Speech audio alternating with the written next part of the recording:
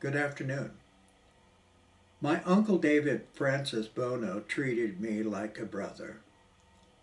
And when I stepped into my Uncle Victor Charles' house, I was only 12 years old.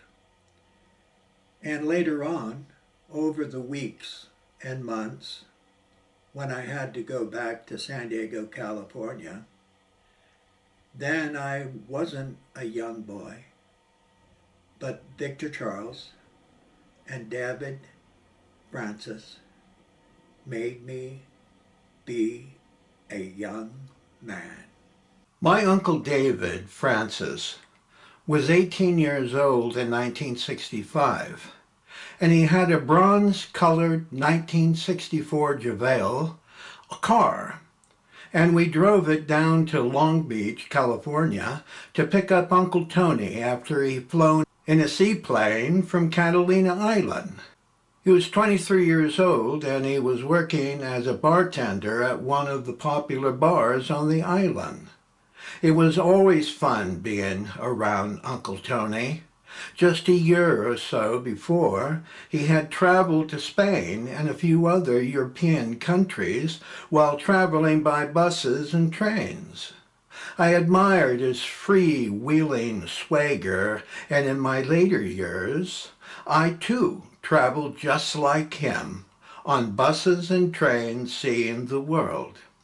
I loved sharing the bedroom with Uncle David Francis. I never had a brother before, but our relationship was just as close as that. We went everywhere together. He was 18 and I was 12, and I was treated like a little man. It was during that span of time when living in the Encino house when my childhood came to an end. We both started working at the Domingo's Italian Delicatessen on Ventura Blvd in Encino, California. They were a true Italian family, something like you would see in an Italian motion picture in Bronx, New York. There was Papa Domingo, Mama Domingo, and their 20 years old son, and what a wonderful atmosphere I had when working there.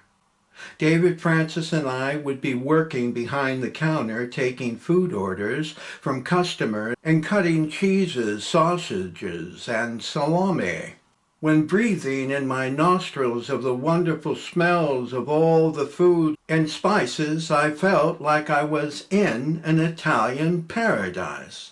I had recently watched the motion picture Mary Poppins starring Julie Andrews and Dick Van Dyke.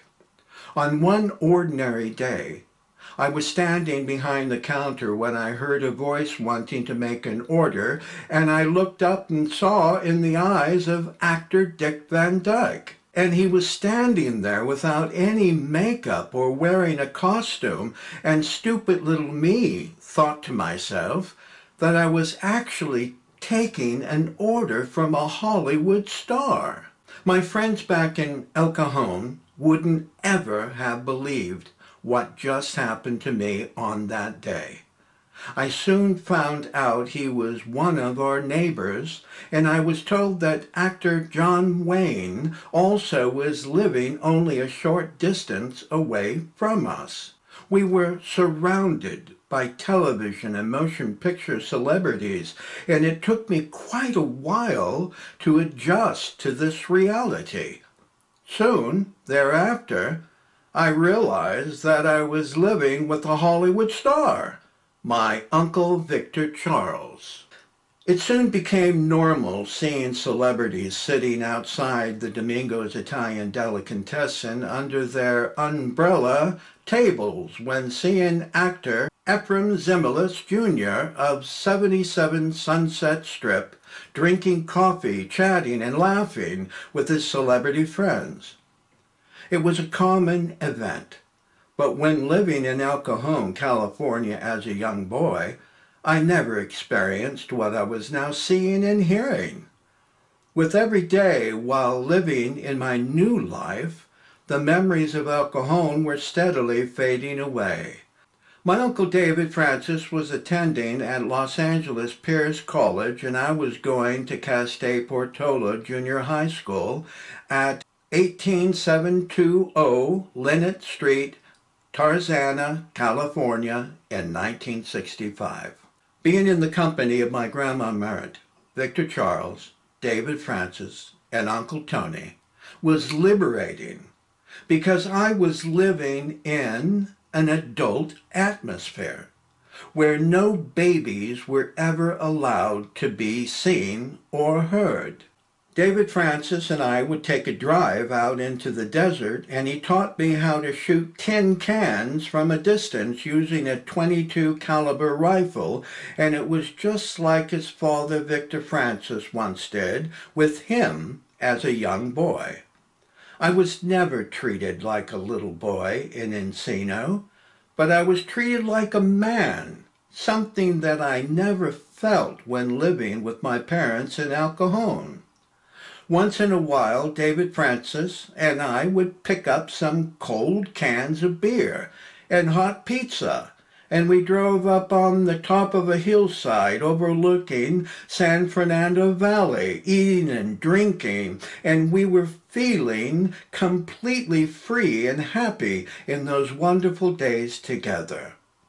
He was 18, and I was nearly 13, and we were united brothers.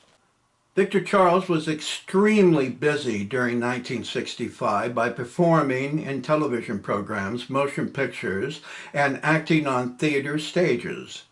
When he was at home, he was usually quiet and charging up his batteries, and I would tippy-toe by him in the den when he stretched out on the comfortable sofa memorizing one of his new scripts. On May 24, 1965, Victor Charles was at the Oak Globe Theater in San Diego, California. He was performing solo in remembrance of things past. I remember sitting at the Encino kitchen table with Victor Charles for lunch, and I believe it was director Robert Aldridge or some other director was sitting on my left. We were eating steak, and the director showed me how Europeans held their silverware when eating. He held his fork in his left hand and his knife in his right, and to this very day I eat exactly that same way how he taught me that day. Our German Shepherd dog, Sergeant, was my best buddy when David Francis wasn't at home. And I would take him outside onto the lawn, and I would wrestle with him, and pretending I was a Christian slave who was tossed into the Roman arena, and Sergeant was a vicious, hungry lion wanting to eat me up. We would roll over and over, and he would take little soft bites on my arms and hands, but he never hurt me, because he must have known it was just all in good fun. I remember when the son of Mr. Domingo took me to the Staples Center Stadium to watch the Los Angeles Kings hockey team play that night. We had a grand time, and to this very day I have fond memories of how nice he was to me. Each day I grew more mature and confident, and every new day was a new, unique revelation to me. In the evenings, Grandma Mert would sit up in bed and crochet colored hats for Victor Charles. It became a habit for him when he appeared on the Johnny Carson late night show, bringing his brand new crocheted, multicolored hats that she made for him. When she crocheted, she always had a Lucky Strike cigarette between her lips. She was a big smoker, and I was always amazed of how she could keep the thick stream of smoke from getting into her eyes. This was a special time when being with my grandmother Mert, and she always had an answer for every question that I asked of her.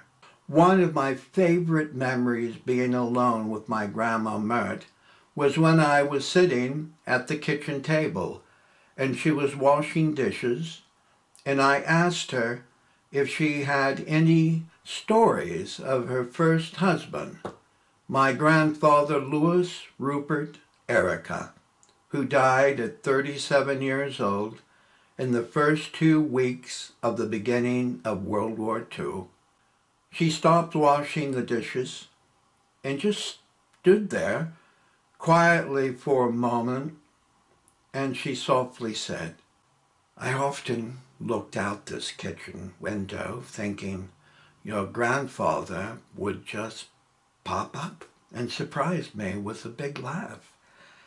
He was a prankster, all right. He always kept me laughing."